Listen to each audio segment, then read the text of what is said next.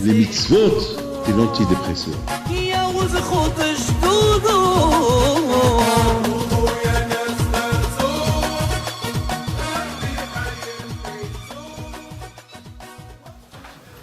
ברשות מוריי ורבותיי, ברשות הרב תיאטרל עולב, שליטן, président, les communautés, les rabbinites présents,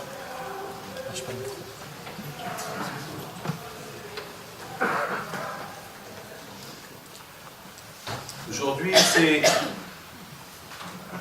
paracha qu'on a lu aujourd'hui, l'histoire de Yaakov et Esav. Elle m'a un peu perturbé ce matin. Vous savez que une fois quelqu'un m'a dit, la Bible dit comment, pourquoi des fois vous dites la paracha de la semaine vous perturbe? Je lui dis parce que l'histoire, parce que la paracha de la semaine il faut la vivre. Parce que vraiment, si on parle de Yaakov et Esav, c'est de l'histoire, c'est du passé. Mais lorsqu'on vit le passé, il perturbe. Lorsqu'on a l'émouna, on a la foi. Il faut savoir une chose, que quelque chose qui n'est pas émette, quelque chose qui n'est pas vrai, ça ne perturbe pas. Ça fait ni chaud ni froid. Mais quelque chose qui est émette, et si la Torah elle raconte ce qu'elle raconte, c'est parce que la Torah, elle sait que ce qu'elle raconte, c'est des histoires, c'est des choses qui se répètent. Donc, c'est, comme il dit le Zohar, tout ce que la Torah elle nous raconte, tout ce que la Torah elle nous donne comme mitzvot, c'est des conseils comment vivre. Donc ce matin, je me suis posé deux questions. Chaque année, on pose des questions sur Yaakov et Esav. Chaque année, on essaie de comprendre l'histoire. Mais chaque année, on comprend l'histoire d'une autre manière. J'ai oublié de vous dire que ce cours de Torah, il est à la mémoire d'un jeune. Je ne sais pas si sa mère elle est là ou pas. Je lui ai promis que je fais ce cours de Torah à la mémoire de son fils. Je ne sais pas si elle est là. Bon, si elle n'est pas là, voilà. Je fais ce cours de Torah à la Yishmat, son fils. Amen. Ce matin, mes amis, je me suis posé une question. On sait que Abraham avait dans la Shalom, de lui, il est sorti Yitzhak. On sait très bien, de Yitzhak, il est sorti Yaakov et Esav. De Yaakov, ils sont sortis des 12 tribus, 12 tzadikim. Et je me suis posé une question. Pourquoi le pauvre Yitzhak Avinu, quelle est la raison que Yitzhak Avinu, il fallait souffrir? Il fallait que le bon Yitzhak Avinu qui était c'était un sacrifice parfait. Yitzhak Avinu alav shalom était tellement parfait que lorsque, écoutez bien ça, lorsque son père, il a essayé pour lui faire la shechita, pour l'égorger, eh bien, tout de suite, le malach lui a dit, ne fais rien du tout. Mais Abraham Avinu alav shalom, il y a ceux qui disent qu'il a quand même, il a un peu touché. Quand même, il a fait quelque chose, il a fait saigner Yitzhak Avinu. Alors ce qui s'est passé, c'est que tout de suite il y a un malach qui est venu, qui a pris Yitzhak Avinu, il a pris quelque part d'autre. Maintenant il faut savoir une chose, dans la Torah, c'est pas écrit où était Yitzhak à l'enterrement de Sarah et Meno. Après le sacrifice de Yitzhak, Sarah elle est morte. On ne sait pas où est Yitzhak. Il y a ceux qui disent que Yitzhak est parti à la yeshiva. Il y a ceux qui disent que Yitzhak Avinu, il n'a pas été à la yeshiva, mais parce que son père, il est un peu blessé, parce que lorsqu'il voulait l'égorger, il a touché un peu sa gorge, il saignait, donc il l'a pris là-haut. Alors je me suis posé une question, pourquoi il n'y a pas de docteur? Pourquoi il n'y a pas un docteur qui lui fait les points? Je ne sais pas moi. Je ne comprends pas. Est-ce qu'il n'y a pas... Je ne sais pas, est-ce que Abraham Avinu, qui était un grand tzaddik, ne veut pas faire passer ses mains sur sa gorge et le faire guérir? Pourquoi le faire monter au ciel? Est-ce qu'il fallait monter au ciel? Eh bien, j'ai pensé, j'ai dit, eh bien, justement, étant donné qu'il y a Yitzhak Avinu, c'était une olat imima, C'était vraiment un sacrifice parfait. C'était important pour Akadosh Baruch Hu, les Malachim. Ils voyaient ce monsieur-là, ce Yitzhak Avinu qui était prêt à donner sa vie pour Akadosh Baruch Hu. Vous savez que notre Mashiach, il va venir, si Dieu veut, il va venir Bismout Yitzhak Avinu, pas Bismout Abraham ou Yaakov. C'est Yitzhak Avinu qui va prier pour nous. C'est Yitzhak Avinu à la Shalom. C'est lui. Et c'est Yitzhak, c'est lui qui va nous aider à nous libérer de cet exil. Donc, on comprend très bien que Yitzhak Avinu à la Shalom, là-haut, c'est uniquement là-haut que vous pouvez le faire guérir. Pourquoi? Parce que chaque goutte de sang à lui, c'était pour Akadosh Baruch Hu. Ici, vous ne pouvez pas, personne ne pouvait le toucher. Yitzhak, c'était, une fois qu'il est devenu un sacrifice parfait pour Akadosh Baruch Hu, donc il n'a aucun lien avec ce monde-là. Donc maintenant, son lien, c'est là-haut. Donc ils l'ont pris là-haut, et c'est là-haut qu'il a été guéri. Il est resté là-bas quelques temps, jusqu'à ce qu'il a guéri complètement, il est retourné en bas. Dans ce monde-là, aucun être humain pouvait le toucher. Aucun être humain pouvait le toucher. Il est devenu un sacrifice de Akadosh Baruch Hu. Donc il n'y a que dans le ciel qu'on pouvait le guérir. Mais donc vous comprenez très bien que dans la paracha de ce matin, on a une chose extraordinaire. Lorsqu'Yaakov il est rentré pour recevoir la bracha, c'est écrit qu'il est rentré avec lui Gan Eden. Et Dieu connaît Yitzhak Gan Eden. Et lorsqu'il est rentré Esav, Gehinam il est rentré avec lui. Et c'est là que Yitzhak il a eu peur. Tout Yitzhak il connaît Gehinam, mais d'après ce que je vous dis, on comprend. Et de donner que Yitzhak a béni dans le ciel, donc il a vu c'est quoi Gan Eden. Donc il a vu c'est quoi Gehinam. Donc lorsque Yaakov il est rentré chez lui, il a senti l'odeur de Gan Eden, cette odeur qu'il a sentie lorsqu'il était malade.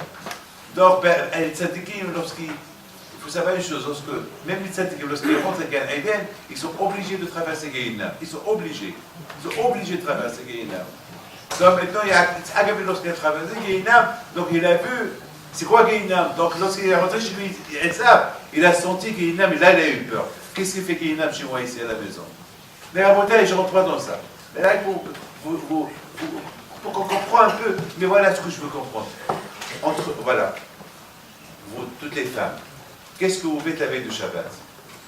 La veille de Shabbat, ce que vous faites, vous allumez les veilleuses et vous priez à Akadosh Baruch Hu que Hachem vous donne des enfants en bonne santé, ou pas. Vous demandez que vos enfants ils sont dans la Torah, ou pas. Oui, vous aussi les hommes. Qu'est-ce que l'on demande à Akadosh Baruch Hu? C'est quoi notre but dans ce monde? On a des enfants dans la Torah, on a des enfants qui respectent Akadosh Baruch Hu, qui ont la Emouna, etc.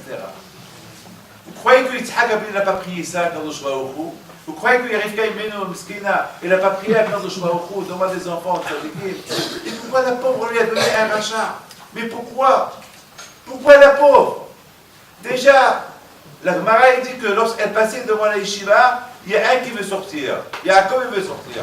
Lorsqu'elle passe dans une maison où il y a l'idolâtrie, Esav qui veut sortir. Vous imaginez Rivka Imenu, la souffrance qu'elle avait, la pauvre.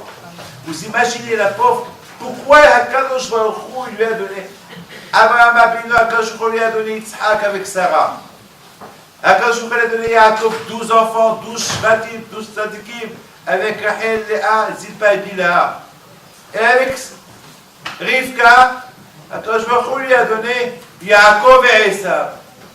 Pourquoi Yaakov et Esav? Qu'on lui donne Yaakov, que Esav il sort d'une autre maman. Que Esav, je ne sais pas moi, il va d'une autre femme, que Yitzhak il se fait avec une autre femme, il enfante avec elle, Esav. Mais pourquoi Esav donne le même ventre de Rivka? C'est une question que ce matin, ça m'a beaucoup perturbé, parce que vous savez, j'aime imaginer, j'imagine.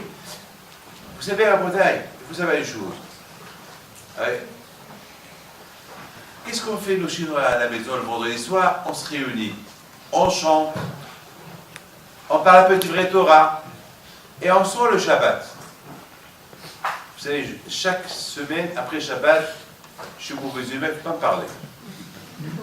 Après Shabbat, je suis au mauvaise humeur, ça me prend quelques minutes. Parce que c'est dur pour moi de quitter Shabbat.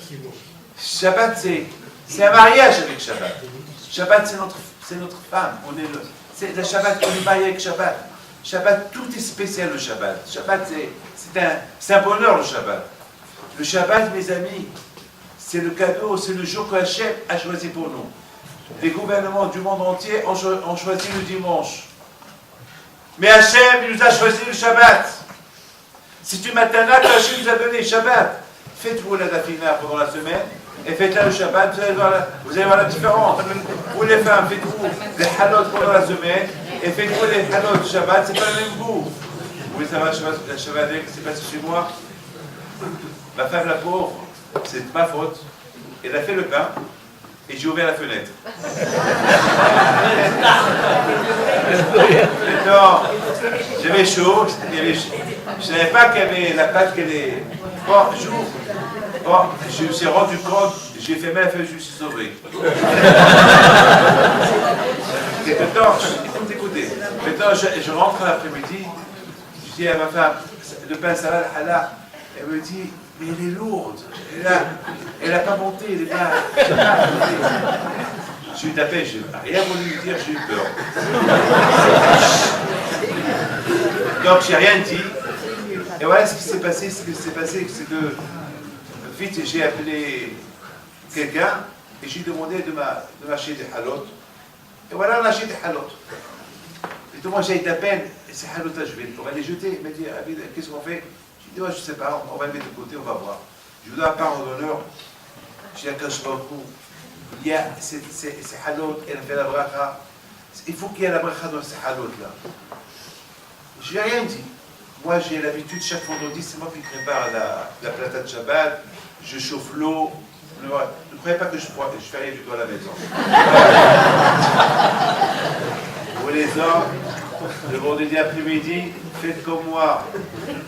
Il faut faire comme moi. Je l'ai appris ça de mon père. Mon père a appris ça de son grand-père, Rabbi Pinto. Le vendredi après-midi, c'est sacré. Le vendredi après-midi, je quitte la yeshiva en hiver à 1h, et on est en hiver à midi et demi, et en été à 1h30.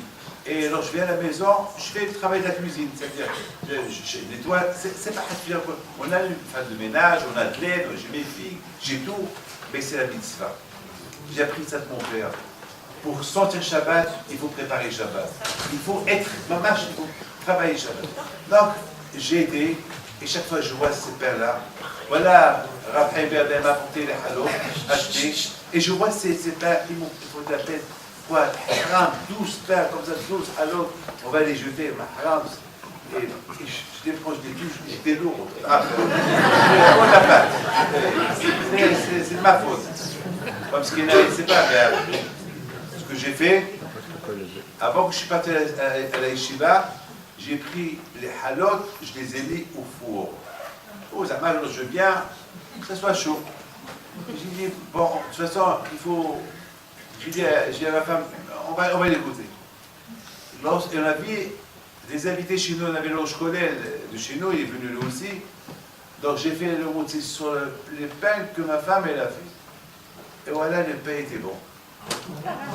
Alors je dis à ma femme, je dis, viens, tu vois, mais c'est pas possible, c'est pas ça. Je dis, c'est ton pain, regarde, tu reconnais pas ton pain, voilà le pain de la rue, voilà ton pain à toi. Et il était lourd et bon. Voilà. Il était bon. Mais avec la bouche. Et on a tous mangé. Ça, c'est la Kedusha de Shabbat. Vous savez quelle fait la tafina hier? J'ai fait 2 tafinas. J'ai fait la mienne et j'ai fait celle de mon fils. C'est pas suffisamment que je veux cuisiner les chvot Shabbat. Et j'ai appris à mon fils comment la faire. J'ai dit à mon fils, lorsque le moment viendra, voilà, comme ça il faut aider ta femme. C'est pas pour le plaisir d'aider, c'est les chvot Shabbat. Aussi c'est pour la femme, voilà. Donc la bataille, et maintenant je veux du silence. Je vais rentrer dans un point, vous savez, je suis quelqu'un qui imagine. Moi je suis quelqu'un qui imagine. J'ai appris ça de Hafez Haïm Alav Shalom. Le Hafez Haïm toujours il imagine. La Torah, pour vivre la Torah, il faut l'imaginer. Il faut vivre l'histoire, il faut imaginer l'histoire. Il faut être dans l'histoire. Et lorsque tu es dans l'histoire, tu vis l'histoire, et Bémet, il viendra un jour que chaque année tu vas vivre l'histoire. Un jour, Abraham a pu l'impression, va te dire tout ce que tu as vécu, comment tu as compris mon histoire, eh ben c'est comme ça. Parce que pour comprendre l'histoire d'Abraham, il faut des milliards d'années. On ne peut pas comprendre l'histoire d'Abraham. Parce qu'Abraham, il avait des millions de raisons pour faire ce qu'il a fait. Alors nous, on comprend une chose, et un autre rabbin comprend une chose.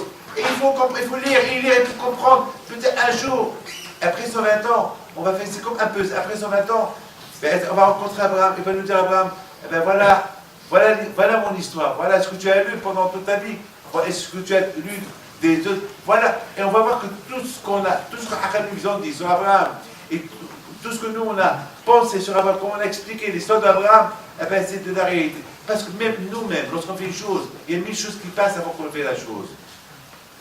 Alors que les Avotaplushim, avant qu'ils faisaient la chose, ils réfléchissaient 1 milliard de fois avant de passer à l'action. Et voilà, la bouteille, ce matin, j'étais en train de vivre une chose, voilà. J'ai commencé à réfléchir, comment Abraham a vu dans la vache, parce que n'oubliez pas que Esav, il a connu Abraham. Esav, il a connu Abraham. Il a connu son grand-père. N'oubliez pas que Yaakov Abinu, il a étudié la Torah avec Abraham Abinu. Alors j'imagine, le vendredi soir, dans une grande tente, une très grande, 10 fois plus que cette synagogue-là, il y avait Abraham Abinu, Yitzhak Abinu, Yaakov Abinu, les trois assis autour d'une table. Il y avait Rivka de côté, avec les femmes, il y avait les Bahoui Shiva, peut-être qu'il y avait aussi Shem Ve'ever, les maîtres d'Abraham, Yitzhak et Yaakov, il y avait tous les élèves à eux. Il y avait, ils chantaient qui Eshmera, ils chantaient les chants de Shabbat, les chants à eux, je ne sais pas quels chants ils chantaient, parce qu'ils respectaient Shabbat, comme on a vu dans le Torah aujourd'hui, quand Hachem l'a dit à Yitzhak Avinu, je vais te protéger par rapport à ton père Abraham, qu'il a respecté les mitzvot, la Torah, même les lois, même les mitzvot que les Hachamim ils ont écrit, il les a respectés. Il a tout respecté Abraham Avinu. Donc j'étais en train d'imaginer tout le monde assis autour d'une table. Tout le monde en train d'écouter Abraham qui parle de la Kadosh Baruch Hu. Ils vont parler sur Nimrod. Ils vont parler, Yitzhak Abin va parler sur le sacrifice. Il va raconter ce qu'il a vu dans le ciel pendant ces 3 ans. Qu'est-ce qu'il écoutait, les bûches qu'il écoutait dans le ciel. Et chacun il part. Yaakov Abinu qui était du matin au soir en train d'étudier la Torah. Yaakov Ishtam Mishivarani. Lui aussi il raconte. Il va raconter ses paroles. Et tout le monde qui écoute. Et tout le monde qui chante. Et ça aussi, Ishmaël aussi était avec eux. Entre-temps, Ishmaël a fait Teshuvah. Il a fait une grande Teshuvah, Ishmaël. Lui aussi, 100% était assis avec eux. N'oubliez pas la bataille que lorsque Abraham a vu qu'il est mort, Ishmaël et Yitzhak et Ishmaël ont enterré Abraham Avinu. Et Ishmaël, il a dit à Yitzhak, c'est toi qui vas diriger le cortège. Je suis plus grand que moi. Même que moi, je suis plus grand que toi en âge. Mais toi, tu es Ola Tinima, toi, tu as dépassé tout le monde. Va, mon frère, à toi. Donc, nous aussi, tu es avec eux. Alors, ce que je ne comprends pas, c'est Esav. Je ne comprends pas Esav. Je ne comprends pas comment Esav dit sortir Racha. Je ne comprends pas, je n'arrive pas à comprendre. Comment tu vas tous ces tzadikim-là et toi, tu restes comme ça? Comment la Gemara dit qu'il était un chasseur. Mais c'est quoi un chasseur? C'est pas un chasseur, il chassait que du gibier. Non, un chasseur, il chassait les femmes. Un chasseur, il volait l'argent. Un chasseur, il chassait de tout ce qui est mauvais. Il était toujours à la chasse. Toujours. C'est quoi la chasse? Il faut viser, il faut... La bataille, entre vous et moi. Avec quoi on fait la chasse? Avec les yeux. Et vous avez vu un roi qui fait la chasse? Dis-moi. Vous avez un aveugle qui fait la chasse? Un aveugle, si vous lui donnez l'Eister, là, il va vous tuer. Non, il ne voit pas. Alors, c'est quoi la bataille? C'est quoi un chasseur? Un chasseur, c'est pareil qu'un chasseur. Un chasseur, ça peut être beaucoup de choses. Chasseur, celui qui est toujours à la chasse. C'est quoi la chasse? C'est toujours, c'est quoi chasser? Chasser, c'est il faut viser, oui ou pas? Écoutez bien ce que je vous dis. C'est quoi faire la chasse? C'est avec les yeux, on vise. Aujourd'hui, on peut viser beaucoup de choses. On peut voir une femme qui n'est pas la nôtre, une femme mariée, un juge. Ça s'appelle la chasse. On peut rapporter ceux qui cherchent que de l'argent. Ça s'appelle la chasse à l'argent. Total, tu ne vas pas le prendre avec toi un jour. La chasse, le monde matériel, la chasse. Et ça, c'était Ish Savé. C'est un homme de la chasse, un homme de rue, un homme de champ, un homme que toute sa tête était dehors. Je ne comprends pas comment Esav, il n'a rien appris d'Abraham, il n'a rien appris du Yitzhak, il n'a rien appris de Yaakov, il n'a rien appris même plus tard des Shvatim, Il voit Yaakov, quelques années plus tard, il arrive avec ses 12 enfants, il les voit tous d'une beauté, tzadikim.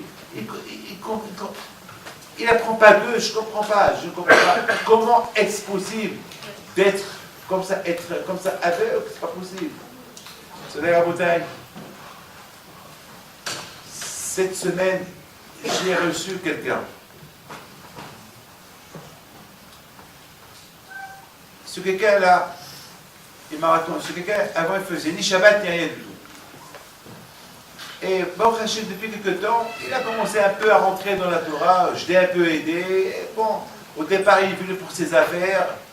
Et après, je lui dis, bon, si tu veux, pour tes affaires réussies, Be'ezat Hashem, toi, tu veux que des wachot, toi aussi, il faut t'approcher un peu de la Kadosh Baruch Hu, toi aussi, il faut que tu fais des efforts pour Hashem.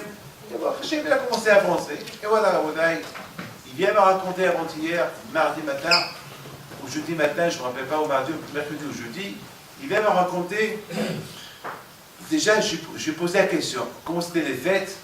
Il me dit, les fêtes, grâce à Dieu, c'était super. Et j'ai vu dans le Gemara dans ses mains. Une Gemara dans ses mains. Je lui dis peut-être, je sais pas, je lui dis, c'est quoi ça? Il me dit, bon, ça c'est une Gemara. Et c'est quoi ça? C'est quoi cette Gemara dans tes mains? Eh bien, Rabbi David, j'étudie. Toi, tu étudies. Ben oui, Rabbi David, chaque jour j'étudie et je fais Shabbat. Ma femme, elle se couvre la tête. On fait des Shabbats extraordinaires. On n'a jamais vécu comme maintenant. Et moi, Rabotai, je m'assois et j'écoute. Je le connais il y a 3-4 ans. Je l'ai vu il y a 6 mois. Comment? En quelques mois, il a changé.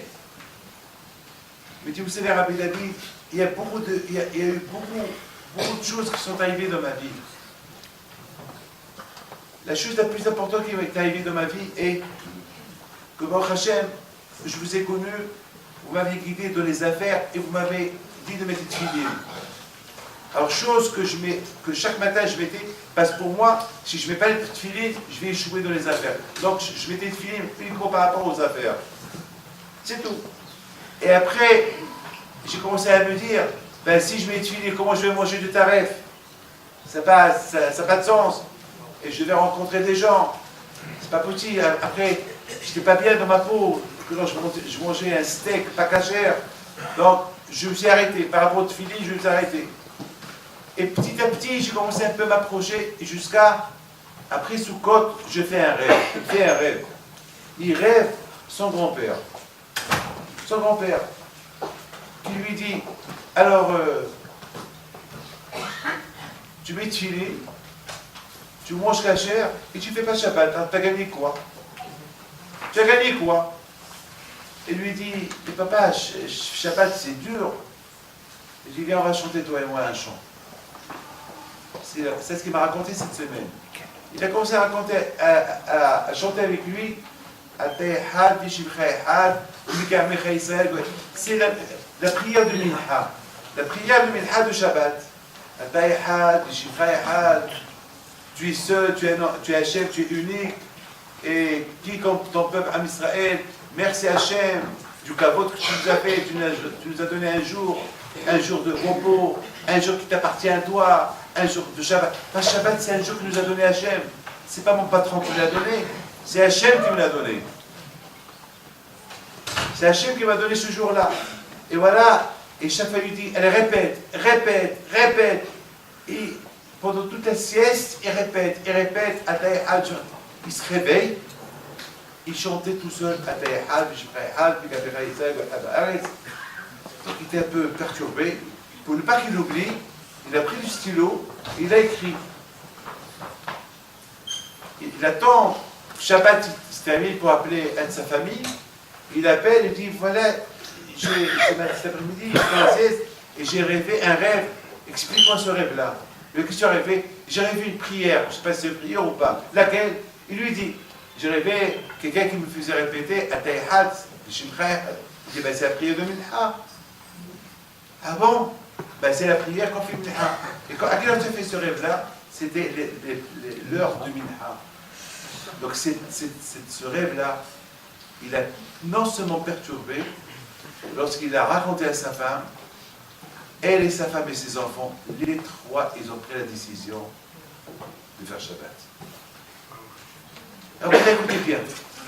Comment Esav, il voit Abraham, Yitzhak, Yaakov, Shem, Ever, il voit tous les élèves d'Abraham, tous des centaines d'élèves, des centaines,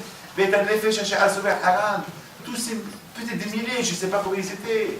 C'était un Shabbat communautaire, tout le monde était là, et elles savent. Il s'assoit avec eux, à un moment donné, une fois qu'il a mangé avec eux, il sort pour fumer une cigarette, après il se rince sa bouche, bat de bouche, et il retourne encore à la maison, il s'assoit, il écoute Yaakov parler. Qu'est-ce qui se passe? Le problème est le suivant. Beaucoup de fois, ça nous arrive de dire plus tard. Plus tard. On dit à quelqu'un, elle vient étudier. D'accord, je vais venir. Toujours, on dit plus tard, toujours.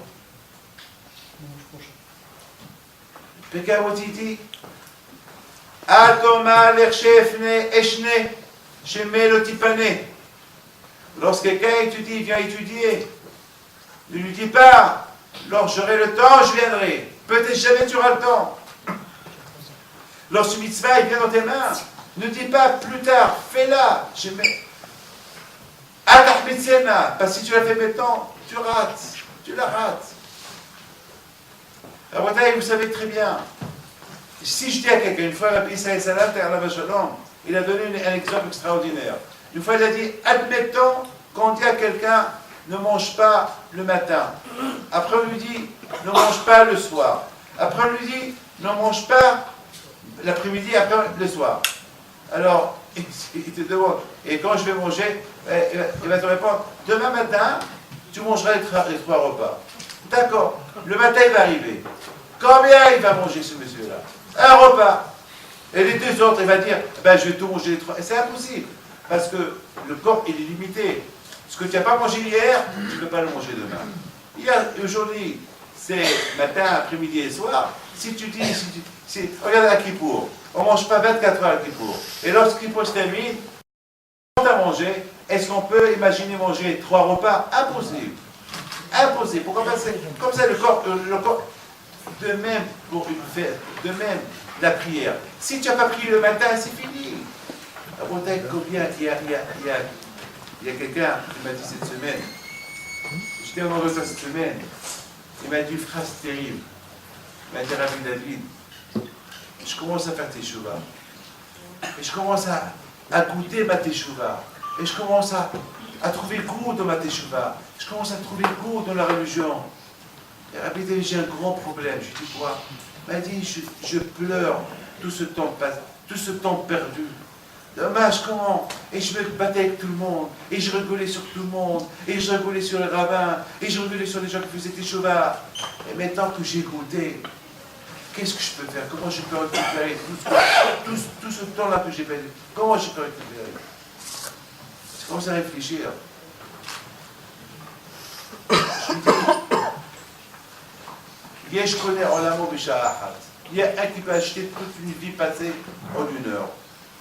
Alors, écoutez bien. Et je veux qu'on m'écoute et je veux qu'on se concentre sur ce que je vais vous dire. Je vais faire avec vous un calcul extraordinaire. Admettons que je dis à quelqu'un, je te donne, je veux qu'on écoute. Hein. Admettons que je dis à quelqu'un, voilà, je te donne, pendant 1 minute, je vais te donner tous les numéros de l'auto qui vont gagner. Mais je te donne 1 minute. 1 minute à remplir. Voilà, tu vas devenir multimilliardaire en 1 minute. Voilà, je dois faire 1 minute. Après 1 minute, tu ne peux plus remplir les numéros. Et je lui apporte tous les, comment ça s'appelle, tous les feuilles à remplir. Je lui apporte les feuilles américaines, là-bas, ils gagnent jusqu'à 200-300 millions de dollars. Et je lui apporte le loto, je lui apporte... Un calcul, c'est une sorte colossale. Je lui dis, je te donne 1 minute. Pendant une minute, qu'est-ce qu'il va faire? Il va remplir les numéros. Il a une minute. Parce que chaque seconde, ça coûte de l'argent. Chaque seconde, c'est un loto qui va perdre. Chaque seconde, ça coûte de l'argent. Chaque seconde.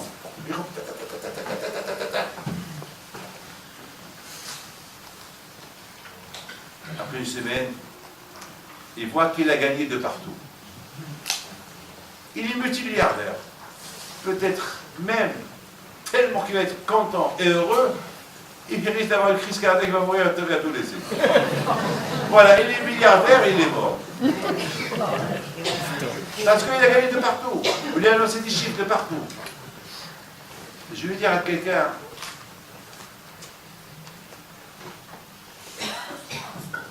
une fois qu'il a, je lui dis, remplis tes lotos en une minute et je les prends. Et donc je lui dis, voilà, ces lotos-là, ils vont gagner. Mais je demande d'étudier la Torah une minute, à la place de gagner de l'argent. Qu'est-ce qu'il va me dire? Qu'est-ce qu'il va me dire? Ça va être dur. Il va dire, Rabbi David, tu me mets dans une situation, là, Rabbi David, de toutes les façons, je vais devenir un milliardaire, je vais faire des synagogues, et je vais donner un crédit, comme ils n'ont pas besoin de faire leur truc là, leur soirée, leur gala pour les pauvres, et je vais donner à ton Rabbi David, et je vais faire ceci, et je vais faire cela. Non, je lui dis, non, laisse tout ça au bon Dieu. Maintenant, voilà, où tu vas être en part entre toi et moi, où tu vas devenir multimilliardaire en une minute, ou bien, donne-moi une minute de Torah. Ça va être très dur. Vous savez, mes amis, vous ne pouvez pas imaginer c'est quoi une minute de Torah. Une fois, Hafetz Haïm, ils sont venus chez lui, ses élèves. Ils lui ont dit, Rabbi Naftali, 30, il est entre la vie et la mort. Qu'est-ce qu'on peut faire pour lui? On n'a fait que prier, les médecins, ils lui donnent quelques jours à vivre. Le Hafetz Haïm réfléchit, vous savez quoi ce qu'on va faire? On va cotiser entre nous des jours et des semaines ou des années. Qui veut lui donner un an de sa vie? On va demander à Kosh Baruch Hu. Ils ont ramassé 10 jours, des heures. À la fin, ils sont arrivés à lui ramasser des... Bon, je ne vais pas vous mentir combien ils lui ont ramassé, mais tout le monde se dirige vers Hafetz Haïm. Il dit, et toi, Hafetz Haïm, qu'est-ce que tu vas donner pour ton élève? Il les regarde. Ils regardent tous. Il leur dit, moi, je lui donne une minute de ma vie. Je dis, quoi? Une minute de ta vie? C'est tout ce que tu donnes à ton élève préféré? Alors que nous, on a donné un an, celui-là, il a donné un... Et toi, il leur dit, mais vous savez, c'est quoi une minute? Mais vous savez que c'est quoi une minute de Torah? Mais une minute de Torah, vous savez, c'est quoi une minute de Torah? Parce que moi j'étudie la Torah du matin au soir. Mais vous savez, c'est quoi? Que je donne une minute de ma vie pour mon élève. Mais vous ne pouvez pas imaginer. Malheureusement, nous, on ne connaît pas c'est quoi une minute de Torah. On sait c'est quoi une minute pour gagner si on doit gagner des grosses sommes d'argent. Sachant que dans notre monde, il n'y a que des minutes qu'on met de côté, malheureusement, pour des bêtises qui sont là-bas. On les regarde à la loupe. Vous savez, après 120 ans, à la loupe, on va voir votre vie. Chaque seconde, qu'est-ce qu'on a fait pendant les secondes, et les heures, et les jours, et les années. Tout passe à la loupe. Tout passe à... Ici, pour nous, aujourd'hui, une minute, ça y est du tout. Une heure, ça y est du tout. Et pourquoi pas chaque fois on dit plus tard? Mais, avance, mano, bateco, mano. Il n'y a pas de plus tard. Donc, tu dis plus tard, c'est fini. Tu ne peux pas récupérer le passé. Le temps peut... Moi, David Peter, j'ai 63 ans. Est-ce que je peux récupérer ce que j'ai passé? Est-ce que je peux récupérer mon temps perdu? C'est fini. Mon temps perdu, ce que j'ai bâclané, ce que j'ai mis de côté, c'est fini. C'est parti. Il est une fois dans une ville. Ils cherchaient un rabbin. Écoutez bien cette histoire. Ils ont trouvé le rabbin. Et il y avait coutume que chaque rabbin qui venait être rabbin de la ville, on le prenait au cimetière voir les tombeaux. Je ne sais pas pourquoi. Et ce monsieur-là, ce rabbin-là, il a dit, Allah, qu'est-ce que c'est? Qu'est-ce que c'est ton mot? Elle dit, ben, c'est coutume chez nous. Il a dit, bon, d'accord, allez, je vais. Ben, d'accord. Il voit, là, il voit, il commence à voir, celui-là, il a vécu 2 jours. Là, il se tape 2 jours. Après, il voit l'autre, celui-là, il a vécu 1 semaine. Avec le mot, 1 semaine. Comment 1 semaine? Comment? Il visite, il voit 2 mois, 3 mois, 4 mois, 1 an. Là, tout le monde meurt jeune. Il a dit, moi, je ne peux pas rester avec vous, moi. Ici, c'est une ville, mais c'est une ville mortelle. C'est une ville, il y a les Balachamabit qui habitent avec vous ici. Moi, je ne peux pas rester avec vous. Il a dit, non, mais c'est important pour nous que tu saches. C'est quoi ça? Je ne peux pas rester là. Vous imaginez, je ne peux pas. C'est ceux qui habitaient avec vous, et sa vie se raconte. Regardez. Ils ont dit, maintenant, viens avec nous au bureau, on va t'expliquer. Vous savez, ici chez nous, dans cette ville, ce qu'on compte et on calcule, dès que l'enfant fait sa bar mitzvah, on lui donne un cahier. Et dans ce cahier-là, il va noter chaque fois combien il s'est investi dans la prière, dans les mitzvot. On ne calcule pas combien il a vécu. Combien de temps ça lui a duré de faire, par exemple, sa prière. Combien de temps ça lui a duré pour faire avec Amazon. Il fait une mitzvah, combien de temps? Donc, combien de temps ça prend avec Amazon? Quelques minutes. Alors, 2 minutes. Il va écrire 2 minutes. Et donc, lorsqu'il quitte ce monde, on calcule tout le temps, combien de jours, combien de semaines, combien il s'est investi en faisant la mitzvot. S'il a vécu 100 ans, ah ben il a vécu 100 ans, mais il a fait que 1 jour de mitzvot. Alors quoi? Sa vie n'était pas remplie de mitzvot. Regardez Abraham Avinu alav shalom. C'est écrit dans Abraham Avinu que toute sa vie était remplie de mitzvot. Aucune minute est partie en l'air. Il n'y a pas un plus tard. C'est maintenant. Il me l'a jamais ma taille. Si ce n'est pas maintenant, quand je vais la faire? Vous avez compris la bataille? On peut vivre 200 ans et 200 ans vides. Sans mitzvot, sans rien du tout. Parce que dans le ciel, on calcule qu'est-ce qu'on a fait dans notre vie. On va nous dire, bon, ta vie, sur 100 ans, tu as fait 1 jour, 2 jours, 1 semaine de mitzvot. Voilà. Parce qu'il calcule les minutes, combien on s'est investi de... Et de s'intéresser à la bataille. On raconte sur... Écoutez bien, une fois le gars de Vina alav shalom, lui, il avait l'habitude de dormir 2 heures de temps, c'est tout. Il est parti une fois dans une ville, ils l'ont tellement bien accueilli, ils se sont dit, on va le laisser dormir, il faut qu'il se repose chez nous. Eh bien, il y avait un silence total, eh bien, il s'est reposé, donc il s'est réveillé, il a vu qu'il a dormi 2h11 minutes. Le pauvre a commencé à crier, il avait de la peine, mais pourquoi on ne m'a pas réveillé? Bon, on avait de la peine pour vous. Mais vous savez, c'est quoi? Il a dit, mais c'est quoi 11 minutes? On aurait pu utiliser encore 4 heures. 4 heures, on l'a tué, moi. Regardez la beauté, comment c'est de Tzaddikim. Ils voyaient chaque minute pour eux. C'était 1 minute à la remplir. Regardez la beauté. Si je dis à quelqu'un, voilà, tu as 1 minute et tu remplis, voilà les numéros. Voilà, tu as 10 numéros de l'auto à remplir, tu vas être multimilliardaire. En 1 minute, il est déjà multimilliardaire. 1 minute de Torah avec acharnement, une mitzvah avec les Shem Shamaïm, c'est des centaines de milliards, de milliards et de milliards. Parce que dans notre monde, on ne nous a pas dit combien, c'est quoi la récompense de la mitzvah. On ne sait pas, on ne sait pas, on ne sait pas. Combien chacun de nous doit remplir sa vie avec des mitzvot. Alors, le gars de Vilna, je n'ai pas oublié, il s'est passé que quelques années plus tard, il est retourné dans cette ville. Il leur a dit, cette fois-ci, vous n'allez pas m'avoir. Si vous m'avez vu une fois, aujourd'hui, je ne vais pas m'avoir. Aujourd'hui, je vais me préparer pour me réveiller à l'heure. Il s'est passé que, il s'est réveillé 11 minutes, moins de 2 heures. Il était tellement content, il a dit voilà, dans cette ville j'ai dormi 11 minutes en plus, et voilà, j'ai récupéré Je me suis réveillé 2h moins 11 minutes, voilà, maintenant. Il était content. Il a récupéré les 11 minutes de l'étude de la Torah. Il y avait une fois, Rabotai, Rabbi Hanan Wasserman à la Shalom. Maintenant, je vais raconter l'histoire de. C'est quoi une minute?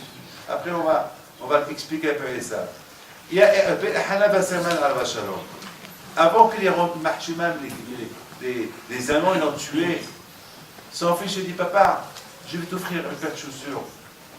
Par rapport à. Moi, je fais un cadeau avant qu'on meure, on va mourir tous ensemble.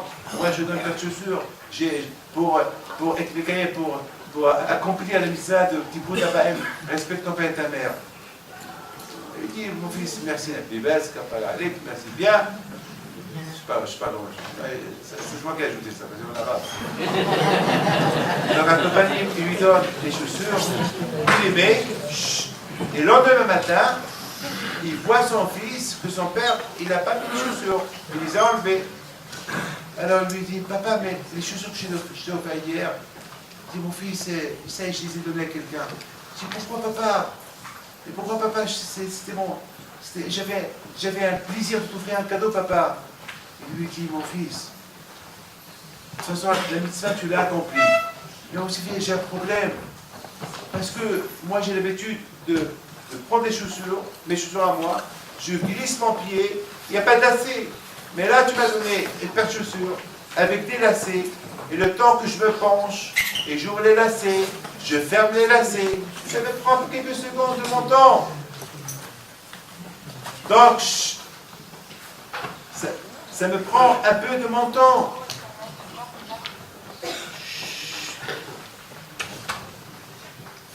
Vous imaginez ça, la bouteille? On parle du temps, fermer un lacet des chaussures.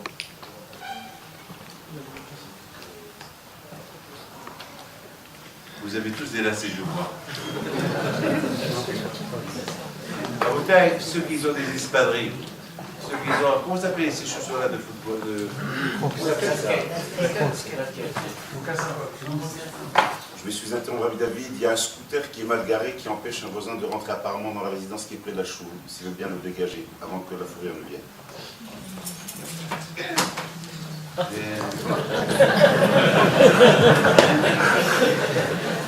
Alors les baskets réveillées. Les baskets. Combien de temps ça prend pour fermer et ouvrir les baskets? 5 minutes, qui est même. Ah bah tout donc les chaussures qui mettent les skieurs. Hein? Cela, ça prend, je sais pas, 5 minutes, 6 minutes. Est-ce qu'un jour on a calculé le temps lorsqu'on ferme les baskets? Est-ce qu'un jour on a calculé le temps, je sais pas moi, est-ce qu'on calcule le temps? Jamais. Et après, je vous en prie, écoutez, faites-moi un plaisir. Faites-vous, réfléchissez un peu. Calculez, mon grand-père Bouchopito à la Vachalon, mon grand-père, il disait, autant qu'on aime l'argent, il faut aimer la Torah. Autant qu'on aime la Torah, il faut aimer l'argent. Pourquoi? Parce qu'en général, le monde, il dit, sans l'argent, je ne peux pas vivre. Et Rabbi Shapito, il nous dit, mais de la même façon qu'on ne peut pas vivre sans la Torah, sans l'argent, aussi on ne peut pas vivre sans la Torah. Parce qu'après 120 ans, là-haut, c'est pas l'argent qui va. Là-haut, il n'y a ni chéquier, ni carte express, il n'y a ni carte, il n'y a rien du tout. Là-haut, il n'y a rien du tout. Et là-bas, qu'est-ce qu'il y a? La Torah. On monnaie avec la Torah là-haut. Là-haut, mais imaginez-vous, Rabotai, les minutes, lorsqu'on voit cette tzadikim, il faut des calculs aux minutes. Hafez Haïm, il ne veut pas donner une minute. Celui-là, il ne veut pas mettre chaussures à cause pour ne pas perdre des minutes. Mais c'est quoi tout ça? Ma réponse à eux, si je donne à quelqu'un tous les lotos, tous les numéros de loto, et je lui donne une minute pour les remplir, comment il va faire pour les remplir? Il va s'investir pour les remplir, pour ne pas faire de faute, parce que chaque lettre, chaque numéro, ça va chiffrer en millions de dollars, en millions d'euros. C'est de l'argent gagné. Eh bien, les tzadikim, ils vont donner une minute de la Torah. Le caveau d'Hachem gagné. Voilà la différence. C'est la raison pour être tzadikim. Jamais ils vont se retarder, jamais ils vont pousser, jamais ils vont se laisser aller, jamais ils vont dire plus tard ou plus tard, j'ai le temps. La bouteille, lorsqu'on prend l'avion, et on dit plus tard, lorsqu'on dit El Al, Maroc, France, le départ c'est à 1h, c'est à 1h. Tu vas dire, bon, ta femme elle te dit, hé Jacob, il est 11h. Et tu vas dire à ta femme, ouais, plus tard. Elle beaucoup plus tard quoi? Dans 2 heures l'avion. Quand tu arrives, il est midi, ta femme me dit, David, moi dans 1 heure le vol. Ah, j'ai le temps. Quel temps? Quel temps? Tu vas rater. Imaginez-vous que cet avion-là, c'est 1 fois par semaine. Ah, tu as perdu une semaine. Il a eu aussi cet avion-là 1 fois dans l'année. Ah ouais, j'ai aussi cet avion-là 1 fois dans la vie. Tu vas dire plus tard. Tu ne peux pas. La bouteille, aucun ne peut nous garantir plus tard. Aucun ne peut nous dire qu'est-ce qu'il peut avoir dans 5 minutes. Personne ne peut nous dire. Une maman qui est venue chez moi cette semaine, malheureusement son fils, il a reçu un coup de téléphone, il a reçu une mauvaise nouvelle. Alors sa mère, elle le console. Et sa mère, elle lui dit, mon fils. Et sa mère, elle lui dit, mon fils, je vais t'apporter un petit cas avec Zobil, ça va te calmer un peu. Elle rentre pour lui apporter le quart. Elle ne trouve pas dans la chambre. Et elle le cherche dans la maison. Entre-temps, le téléphone il sonne. Malheureusement. Elle répond au téléphone. Et c'est pas cher à bouteille. Ça fait même pas 5 jours, ce que je vous raconte. Ça fait 5 jours, pas plus. Elle répond au téléphone. C'est des voisins qui appellent. C'est des gens qui tapent à la porte. Elle ne répond pas, jusqu'à qu'ils ont cassé la porte. Et voit du monde qui vient. Qu'est-ce qui se passe? Qu'est-ce qui se passe? Ben, ton fils, il s'est jeté par la fenêtre. 1 minute. 1 minute. 1 minute d'attente. 1 minute d'attente. 1 minute d'attente. Vous savez c'est quoi 1 minute à la bouteille? Regardez ces fusées. Lorsqu'ils envoient ces fusées-là. Ça chiffre par minute. 1, c'est quoi? 10, 9, 8, 0, lift off. Voilà. Elle démarre. Par minute. Par seconde. Les haramim, ils voient la vie que le bon Dieu leur a donnée. Ils voient les jours que le bon Dieu leur a donnés comme un plaisir. On ne peut pas rater cette vie que le bon Dieu nous a donnée. Il faut la remplir avec la Torah, avec les mitzvot.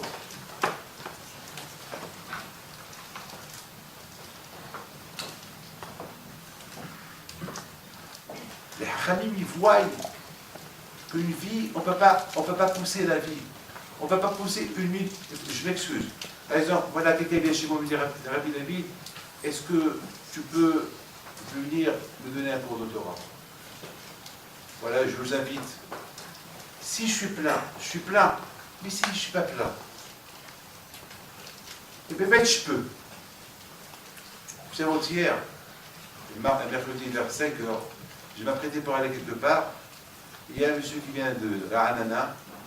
Il a fait des chouva avec moi, mais il commence à tomber un peu. Bon, il vient pour me voir, il voit le collège, il voit tout le monde qui étudie. Il me dit, ça me rappelle un peu le passé. Il me dit, on peut étudier un peu. Maintenant, moi, j'allais sortir. Alors, qu'est-ce que je fais? Qu'est-ce que je vais faire? Je vois le monsieur, il tombe. Au niveau religieux, il tombe. Eh bien, je lui ai donné un cours d'1 heure. Je suis resté avec lui 1 heure. Un vendredi. Un vendredi, j'étais au bureau. Il y a le téléphone qui sonne. En général, il y a des gens il y a des secrétaires qui répondent. En haut, il y a des partout. Moi, en général, je ne réponds pas. Et je ne sais pas ce qui m'est arrivé. Je me lève et je réponds. Il me dit, c'est Rabbi David, c'est une femme. Je dis, oui, c'est moi. Ah bon, c'est la troisième fois que j'appelle, personne ne me répond. Je dis, vous savez, c'est vendredi, ils sont partis. Il me dit, bon, j'ai un grand problème. Je dis, quoi? Tout le monde a des problèmes, malheureusement. Il y a une femme qui m'appelle cette semaine, au milieu de la nuit. Elle me dit, qu'est-ce que je vais faire pour mon fils, je ne veux pas boire du lait. Je ne veux pas boire. Il y a quelqu'un qui me dit. Ouais, heureusement qu'il va l'allaiter, elle en a pas. Je dis, peut-être que il n'est pas bon. C'est ça, peut-être qu'il n'est pas bon, il faut le changer. Il ne veut pas. C'est comme ça, le juif, c'est un Israël, chacun son problème. Elle a tout c'est moi. Quand je regarde cette femme-là, je dis, bon, c'est quoi ton problème? Je lui dis, j'ai un grand problème. Et elle a, c'est quoi ton problème? Parle, je veux pas te dire. Elle me dit, il y a un ami qui m'appelle hier. C'était mon ex. Et ça fait 7 ans qu'on a perdu contact. Lui s'est marié de son côté, moi je suis marié de mon côté. Et puis voilà, sur Facebook, il a trouvé ma photo et voilà, il m'appelle. Il veut me voir aujourd'hui, il veut qu'on dîne ensemble. Et malheureusement, moi aussi, ça ne va pas avec mon mari. Eh bien, moi aussi, il me dit, ça ne va pas avec mon mari. Ah, je ne sais pas quoi faire. Je rencontre pas. Tout de suite, je lui dis, madame, donne-moi ton téléphone. J'ai pris son téléphone, je lui dis, viens, on va discuter un peu. Ça va pas avec ton mari? Non, ça va pas avec mon mari. Et lui, ça va avec sa femme? Non, ça va pas avec sa femme. Alors, mais jusqu'à qui t'a appelé? Tu étais avec ton mari, tu as préparé Shabbat ou pas? Il m'a dit oui. Pour qui tu as pris Shabbat? Pour mon mari, et moi et mes enfants. Alors, le Shabbat, c'est pour toi, ton mari et tes enfants. Oublie ce monsieur qui t'a appelé. Ce monsieur, c'est le Satan, ce monsieur. Ce monsieur, tu l'oublies. Et je dis, ce monsieur-là, s'il a pris avec sa femme, Barasco, qui va chez son avocat, qu'est-ce qu'il veut de toi? Qu'est-ce qu'il veut de toi? J'ai commencé à lui dire, sache que c'est grave. Si tu vas au rendez-vous, chez Michement, je lui fais peur. Je lui dis la gravité de la chose. Mais toi, imaginez-vous, je n'aurais pas répondu à ce téléphone-là. Imaginez-vous. Après 120 ans, on risque de me dire là-haut, ce mamzer, c'est à cause de toi. Ce bâtard, c'est à cause de moi. Oui. Pourquoi c'est à cause de moi? Parce que tu aurais pu répondre à ce téléphone et tu n'as pas répondu. Pourquoi je vais répondre? Il y a un secrétaire. Oui, d'accord. Tu as vu que personne ne répond. Donc tu aurais dû répondre. Toi, tu es le mur, le côté, tu es le mur, les gens viennent se plaindre chez toi, donc il faut répondre au téléphone. Donc tu es obligé. Imaginez-vous raconter une minute, raconter en une minute, je vais pas. Regardez, en une minute, quelle catastrophe. Alors, entre-temps, je lui dis, et si je n'aurais pas répondu au téléphone, qu'est-ce que j'aurais fait? Il m'a dit, ben, j'allais partir le voir. Il serait parti le voir. Quel dégât il aurait causé. Grâce à Dieu, cette femme, elle a bien compris. Et grâce à Dieu, après, j'ai appelé l'autre monsieur, je suis tombé sur lui. Il a dit que c'est sa femme, mais cette femme-là, elle est à l'abri, c'est ça la bouteille. On ne peut pas pousser de la religion, on n'a pas le droit de pousser le temps. Comment tu veux pousser le temps? Comment tu veux concentrer? Comment tu veux pousser le temps? Il n'y a pas poussé. Il y a une mitzvah qui vient maintenant, et si tu ne la fais pas maintenant, tu ne peux pas la faire plus tard. Mes amis, vous avez compris, Esav, il a grandi avec Abraham, Yitzhak, Yaakov, il a vu Ishmael faire Teshuvah, il a vu les Shivot d'Abraham, Yitzhak, Yaakov, il a tout vu. Et dans sa tête, un jour, il dit, un jour je vais faire Teshuvah. Un jour je vais m'arranger. Et combien de fois, Esav voulait s'arranger. Regardez, Esav, combien il adorait son père. Il avait l'émouna de l'ébrachot de son père. Ça veut dire qu'il avait toujours un attachement avec la religion. Il y avait quelque chose. La preuve que même Yitzhak voulait le bénir, à tout prix voulait le bénir. Regardez, lorsque cette fameuse rencontre, dans 2 semaines, vous avez la rencontre entre Yaakov et Esav. Un moment de Esav, il a embrassé son frère. Il voulait faire Teshuvah. Il voulait rester avec lui. Et après, il a dit, bon, allez, plus tard. plus tard, et c'est ça le problème, plus tard je vais faire. Beaucoup des femmes, ouais, cette semaine, j'ai un problème avec un monsieur qui va se marier dans 2 semaines. C'est un monsieur qui étudie la Torah, il est religieux, il fait Shabbat, tout ce que vous voulez, mais il va se marier avec une femme qui est marche contre la Shabbat. Je dis, je ne te comprends pas, mais comment ça va y aller? Tu vas voir, n'aie pas peur, elle va s'arranger. Comment elle va s'arranger? Est-ce que c'est arrangé maintenant? Non. Alors pourquoi? Qui te dit qu'elle va s'arranger une femme mariée? Le contraire.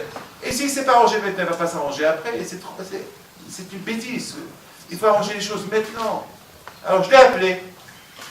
Je dis, madame, ah oui, j'ai entendu parler de vous. Ah, c'est rapido.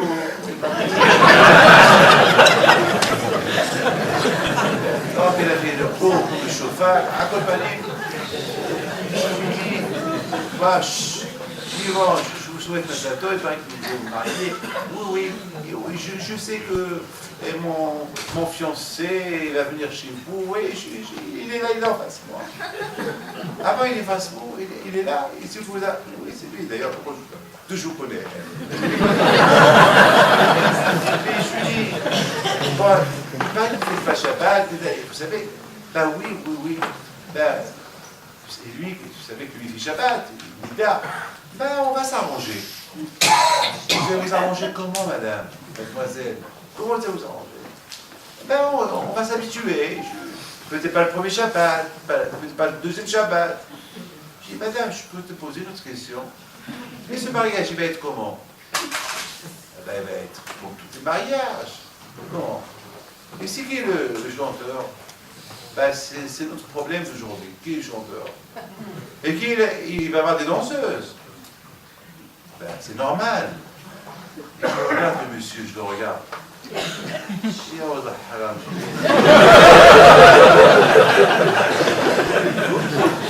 Tout ce que tes parents ont travaillé pour toi, tout ce qu'ils ont investi sur toi, c'est ça. Ah, tu dis, tu l'as ah, mais David, Israël, elle part. Comment elle part? Alors, ouvre tes yeux. Mais t'es fou. Ouvre tes yeux. Ouvre tes yeux, mais réfléchis un peu. C'est un mariage, là, que je te dis. Enfin, c'est un mariage qui tient en rien. Sur l'autre groupe, ils sont d'accord en tous. Mais là, elle ne veut pas. C'est-à-dire que toi, tu es très religieux. Tu as l'équipage sur la tête, tu mets même le chapeau de Shabbat. Alors, tu sais quoi, on est l'équipage, le chapeau. De toute façon, tu vas arriver à ça. Ou c'est elle, tu vois. S'il n'y a pas maintenant, si maintenant il ne fait pas, maintenant, il me l'arrache avec ma tête. Si ce n'est pas maintenant, c'est quand? Moi, je vous donne un conseil à vous tous. Jamais ne donnez votre fille à un garçon très religieux. Si elle n'est pas religieuse, ça ne va pas marcher. Sauf si, Bézat Hachem, les deux vont construire un mariage. Et aussi les garçons. Jamais un garçon, s'il est religieux, il fait attention, il ne veut pas qu'il se marie avec une qui va être le camp. Ça ne va pas tenir. Ça ne va pas tenir. Je reçois des gens du matin au soir. Il n'y a que du divorce. Il faut que les deux s'arrangent. Il faut qu'il y ait, si Dieu veut, une base. Il faut qu'il y ait une base. Il faut qu'il y ait une base. S'il n'y a pas de base au départ, ça va. Ils vont se disputer tous les deux. Oui, Shabbat. Pourquoi j'ai allumé Shabbat? Oui, pourquoi pas deux? Ils vont se disputer. Alors voilà, pour l'élever, elle va éteindre le Shabbat. Lui, pour l'élever, je la parole d'honneur, c'est ce qui se passe aujourd'hui. Il y a un an, pour énerver sa femme, il allume la cigarette Shabbat à table, et pour l'énerver. Et l'énerve, elle aime ce qu'il a échoué de Shabbat. Mais il fallait qu'elle pense à l'avance. Pourquoi c'est maintenant qu'elle regrette? Mais elle-même, elle dit, après, il n'y a pas d'après, c'est maintenant. Avant le mariage, maintenant, sinon c'est trop tard. Peut-être malheureusement c'était ça, Esav. Esav, malheureusement, Esav, toujours il poussait, j'ai le temps. Mais qui vous dit qu'il y a le temps? Ben Azar, il dit, Chouv Yomé Hal Difnimotra. Fais tes un jour avant ta mort. On m'a posé une question, est-ce qu'on sait quand ça va mourir? On ne sait pas comment. Ben Azar, il dit, un jour avant ta mort. Ben justement, puisque tu ne sais pas, considère que chaque jour tu peux mourir. Parce que là, c'est combien de gens ils ont fait à dire. Moi, je connais plein, là, il va dire, je connais plein de personnes, ça vient, ou un AVC, ou ils sont partis, ça vient. Malheureusement, c'est des choses qui arrivent. Il n'y a aucune garantie dans la vie. Puisqu'il n'y a aucune garantie dans la vie, il faut profiter de la vie. Il faut profiter des secondes, des minutes, des heures, des journées, des semaines, des mois, des années. Il faut en profiter.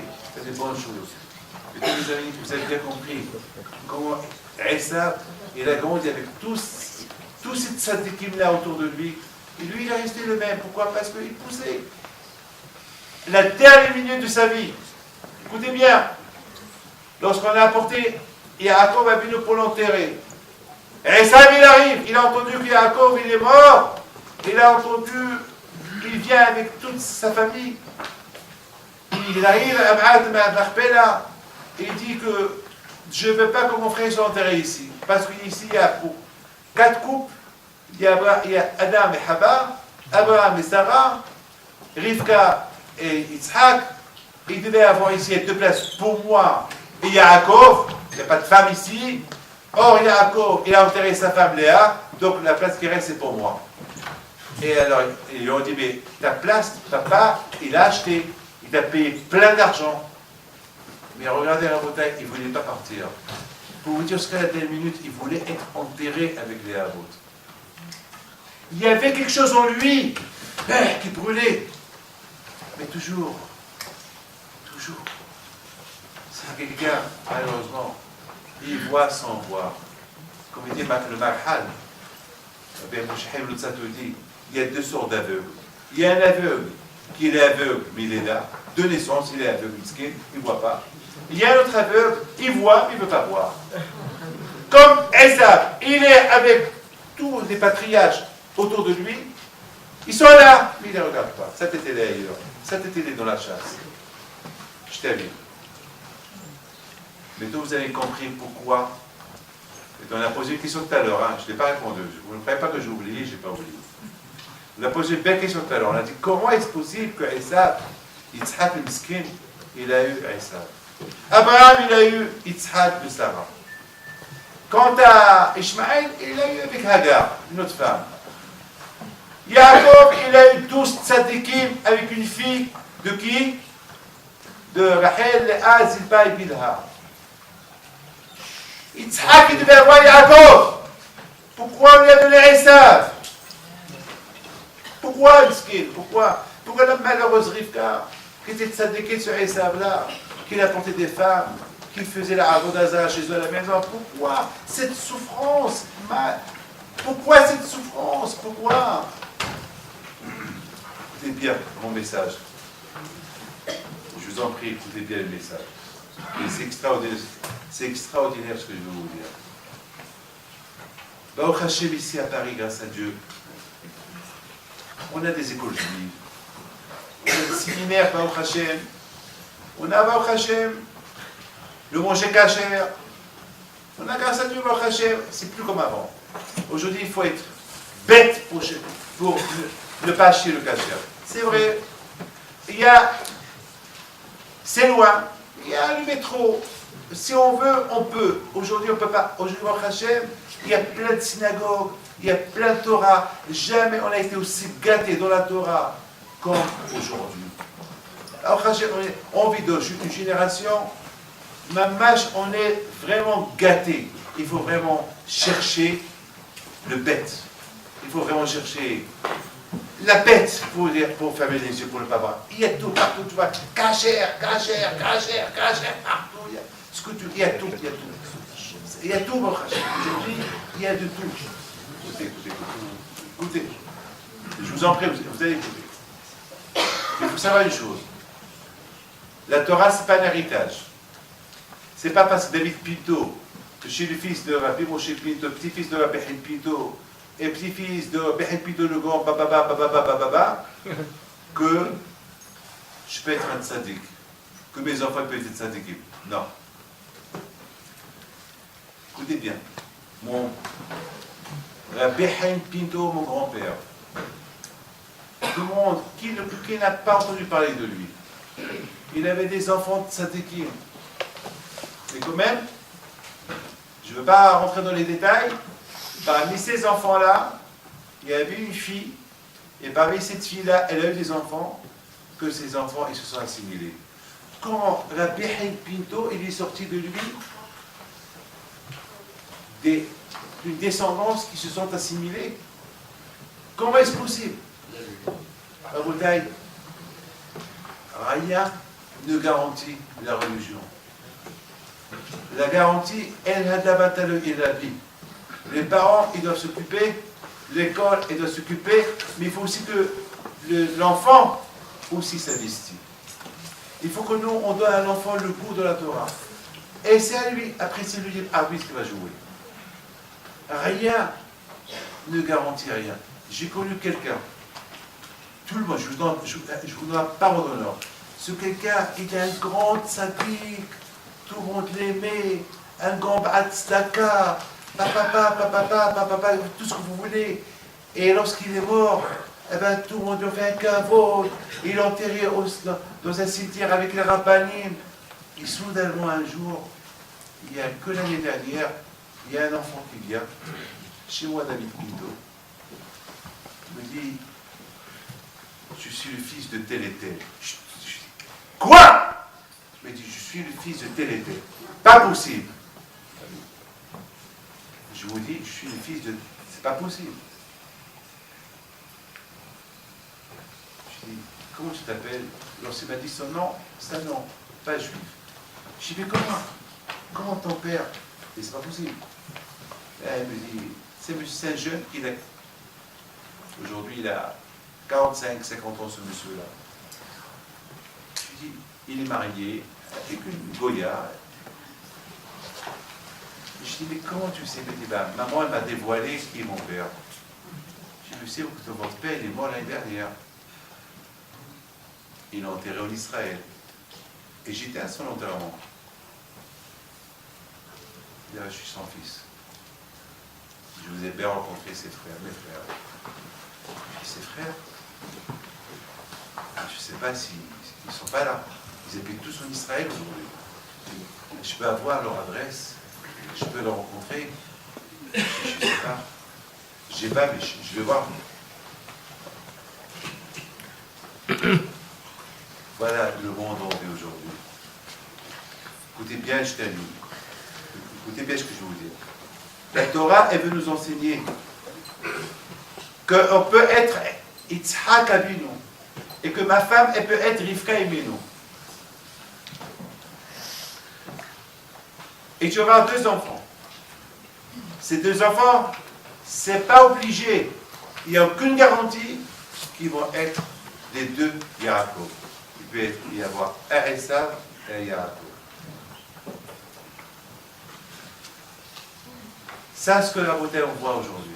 Ça veut dire, il ne faut pas croire maintenant. Si Yitzhak Avinu, il est sorti de lui à Esav, avec tout ce que Yitzhak représentait, alors quelqu'un qui ne vaut même pas 1% de Yitzhak, qu'est-ce qu'il peut mettre ses enfants?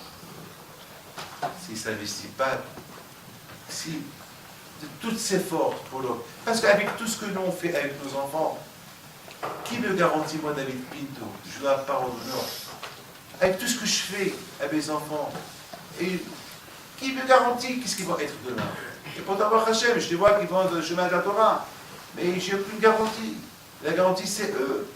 Moi, je peux que transmettre à eux de bien recevoir, à eux, si tu veux, de transmettre encore à leur enfant, et à savoir, est-ce que l'enfant va accepter ou pas? Je ne sais pas. Je ne sais pas. Combien il faut faire attention chez vous à la maison? Il ne faut pas critiquer les rabbins, ne critiquer pas la cache-route, ne critique, même si elle est chère. Il ne faut pas critiquer. Parce que si on critique à bouteille, d'autres, ils ne vont plus manger. Il ne faut pas critiquer.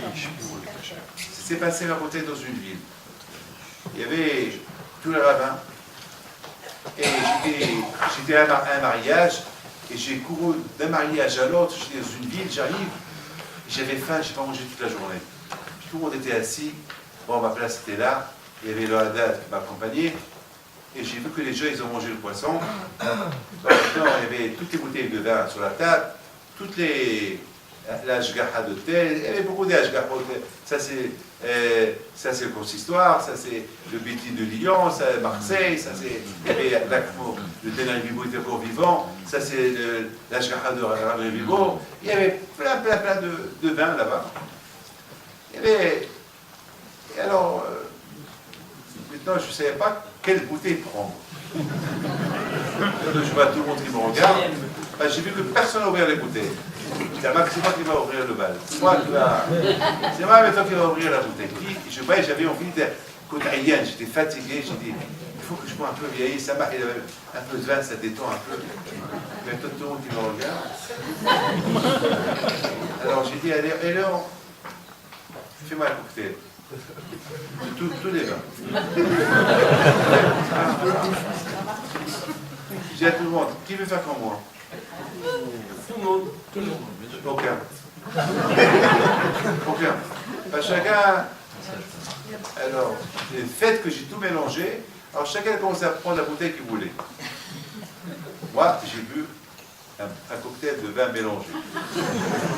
Ça, je voulais leur donner une leçon. Bon, je vois quelqu'un, écoutez, c'est pas fini. Hein. Il y a quelqu'un qui arrive, il va chez un rabbin, le responsable de la cache-route, il lui dit quelque chose, je vois le rabbin, il était pâle. Entre-temps, on m'a apporté mon poisson. Alors je dis au rabbin, qu'est-ce qui se passe? Il lui dit, je ne mange pas le poisson. Je dis pourquoi? Il y a un problème, ils sont mélangés, les poissons, il y a du taref, il n'y a pas d'aref, c'est l'hôtel. Ouh! Je dis, vous avez mangé le poisson? Ouais. Vous critiquez les vins. Le produit vous a donné le poisson pas caché. Pas critiquer. De son critique, ça ne marche pas. Tu ne veux pas voir, ne bois pas. Fais ce que tu veux. Et c'est pas bête de critiquer. Moi, il faut aller voir la Shalom. Et jamais j'oublierai, ça veut dire à David, mon vin, il est bon. Dans la parole d'honneur, depuis, ben, je bois du béti. Si j'ai pas, je bois si. Moi, je ne suis pas quelqu'un. Moi, je ne suis pas hypocrite. Préciser ce qui sort de la bouche. Montrer que je suis tzaddik, que je ne suis pas tzaddik. Faire attention. Si maintenant j'ai entendu quelque chose sur quelqu'un, là, je fais attention. Il y a Hassi Shalom de critiquer. Et Rabotai, je termine. Yitzhak Abinu et Rivka Abinu, Akash Baruch Hu leur a donné un enfant tzaddik, un enfant raja. Un enfant que toute sa vie il est dans la Torah, et l'autre, toute sa vie, il ne veut pas voir, il pousse, plus tard, je fais teshuva, je crois qu'il est mort sur teshuva. Il n'y a pas un juif qui ne veut pas faire teshuva, mais plus tard, je vais faire Shabbat, je vais faire. Et à la fin de l'histoire, il ne faut jamais pousser les choses. La preuve, voilà, la Torah veut nous apprendre que chacun de nous, il peut avoir un Esav. Chacun de nous peut. Ne croyez pas parce que je suis David Pinto. C'est pas parce que, voilà, Rabbi Pinto à la Shalom, avec toute sa kdusha, malheureusement, il a une fille qui était de sa déquête, mais de sa fille, il est sorti un garçon.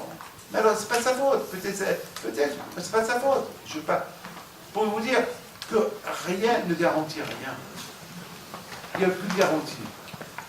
Voilà, est-ce mieux que Yitzhak Abinu, qu'il a eu Esav, sortir de chez lui? Il a étudié la Torah, chez Shebe Ever, il avait un frère qui s'appelait Yaakov, il était tzaddik. Il voulait être enterré dans la Marpella, il a regretté, il voulait être avec Yaakov. Alors deviens comme lui. Même Akadosh Baruch Hu, il a puni Yaakov parce qu'il ne lui a pas donné sa fille. Moi, je vais donner ma fille à Esav. Quoi, moi, je vais donner ma fille à Amalek, moi. Et pourtant, Akadosh Baruch Hu, il a puni Yaakov parce qu'on reproche à Yaakov, eh bien peut-être Dina, il aurait pu rendre Tchouba et Esav. Parce qu'Esav, il avait un potentiel d'être un bon juif. Il était juif. Il était le frère de Yaakov, petit-fils d'Abraham, fils d'Yitzhak et de Rivka. Qu'est-ce que vous voulez de plus? Il avait tout le potentiel d'être un joueur tzaddik. Mais Et chaque fois il pousse, plus tard, il fait ce semblant qu'il ne voit pas. Allez, plus tard, voilà, voyez ce qui est arrivé à la fin. Voilà la beauté avec chacun de nous. C'est des parachutes qui nous réveillent, c'est des parachutes qui nous donnent un peu de courage, c'est des parachutes qui nous mettent un peu sur le bon chemin, qui nous réveillent un peu. Ah, j'ai parlé, hein. C'est pas grave. Voilà, bataille, je crois, avant que je vous fasse une bracha, je vous fais une bracha. Vous êtes tous venus pour recevoir une bracha. Et je vais vous la faire. Mais il faut que je vous raconte une petite histoire de la Bechim Pinto. Mon grand-père la marche. Écoutez, cette histoire-là, elle est belle. Mais la Bechim Pinto la marche était un homme sadique qui se volait, il vivait avec cette mimoute. Écoutez cette histoire-là. C'est quelqu'un qui est venu, il m'a dit que un jour, il marchait dans la rue, il voit avec un Pinto qui passe. Il s'est caché. Il s'est caché. Et Rabbi Pinto il va vers lui, il dit Yaakov, je sais que tu te caches, je sais que tu n'as pas d'argent, sors ta cachette. Il sort. Ça, c'est Gilles Habitant qui me l'a raconté. Il dit voilà mon fils, je te donne un peu d'argent. Avec cet argent-là, tu dis à ta femme qu'elle fait des gâteaux et qu'elle les vend demain à Pourim. Il dit mais ma femme, elle ne sait pas faire des gâteaux à vendre. Ma femme, on est des gens pauvres, on ne sait même pas faire des gâteaux. Ça, l'époque, c'est la pauvreté. Et Rabbi Pinto lui dit non mon fils, avec quel dit aux gens, ça c'est les gâteaux de Rabbi Pinto. Qu'elle dit ça? Et c'est tout. Et tu vas voir, ça, tout le monde va écouter que c'est les gâteaux. Ils vont venir acheter chez vous et tu vas les vendre tant. Et Rabbi Pinto lui a donné le prix. Combien il va les vendre? Mais c'est beaucoup. Mais même le chef cuisine, le chef, il ne vend même pas le quart de ce prix. Il dit, mais lui, c'est le chef, moi, c'est moi.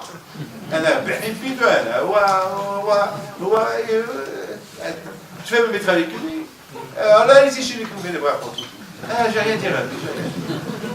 Il va chez sa femme, il achète la farine, le sucre, là. Mais c'est quoi tout ça?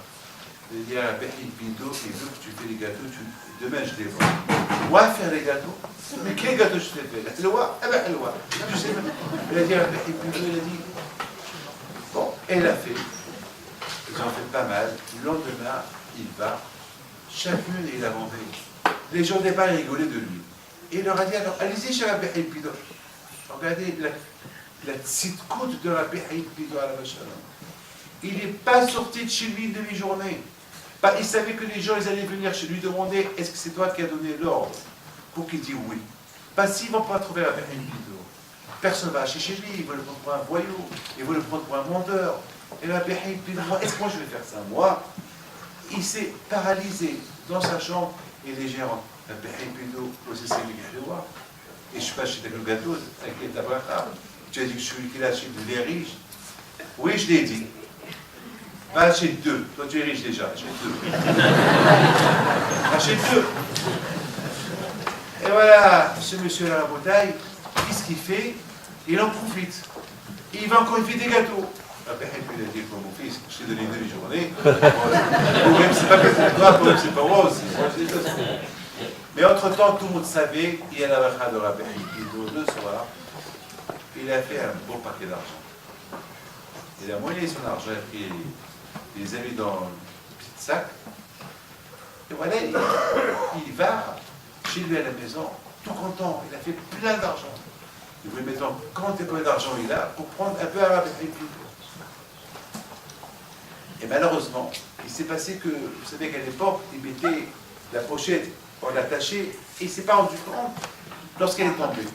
Il arrive à la maison, il cherche et ne la trouve pas. Il court, il ne trouve pas, il va chez Rabbi Pinto. Rabbi Pinto, il le regarde, il lui dit alors, tu es devenu riche? Et alors, aujourd'hui, tu as sorti, tu es devenu. 100% tu as fait d'argent plus que moi aujourd'hui. Tu m'as fait goûter l'argent, et j'ai perdu l'argent. Et maintenant, voilà, j'ai dit comment tu as perdu l'argent? Comment tu as perdu? Il lui raconte. Et Rabbi Elpido alav shalom, il avait un GPS dans sa tête. Le GPS, c'est la niboua. Il voit tout. Il ferme ses yeux et lui dit Pinhas va à tel et tel endroit, celui qui les a trouvés, lui aussi, il les a perdus. Va les récupérer. Il va à l'endroit, il les trouve. Et il lui a dit Rabbi Elpido, tu le trouves, il vient chez lui, Rabbi Elpido, voilà ton argent. Il dit non, ça c'est ton argent. Ça, Raboutaï, qui peut faire ça? Qui va donner de son temps de demi-journée pour qu'un autre gagne d'argent? Et un temps de Rabbi Elpido qui n'a pas de valeur, ce temps-là. C'est un Raboutaï. J'ai beaucoup aimé cette histoire, Raboutaï. Raboutaï, je voudrais souhaiter, je sais pas, le rabbin, le président du groupe, le président de quelqu'un.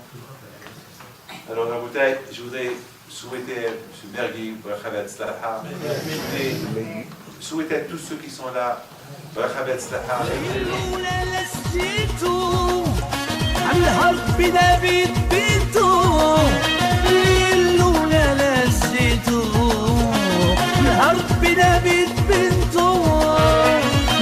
العيالات صغرتو على البيدة بيدو